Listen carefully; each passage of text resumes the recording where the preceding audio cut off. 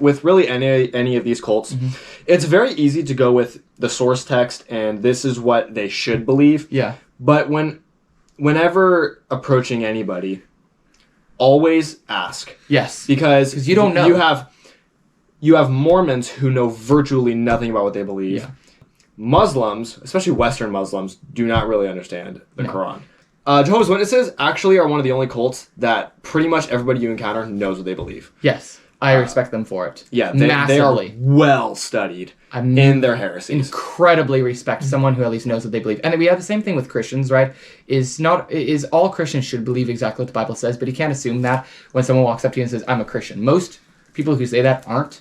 Most of them still think that they're a good enough person to go to heaven, and that's why they'll get there. And honestly, even those who are saved don't actually always believe what the book says. Most Western Christians, especially post-sexual revolution, completely ignore the chapter on head coverings. They should believe it. They don't, right? Same thing with women voting, although that one I give more credit for because it's not like you have one chapter where Paul's like, women shall not vote. But he does have that for head coverings. And so we've got these things where like actual Christians evidently should believe things in the Bible, but they just don't.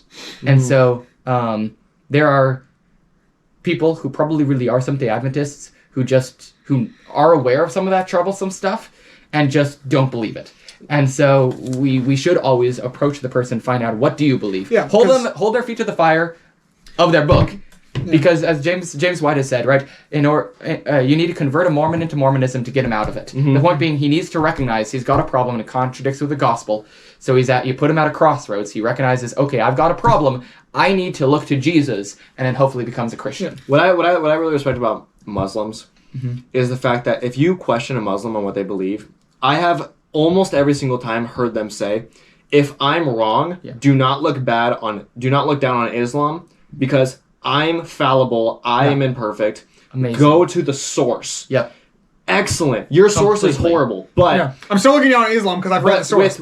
With Christians, right? You have a lot of people who leave Christianity because of the Christians. Yes. It's like, whoop-de-doo. God's bride is unfaithful. That's kind of been the problem. A church didn't veil. I'm so sorry. Don't leave because of that, please. Yeah, it's like, this Christian was mean to me. Yeah.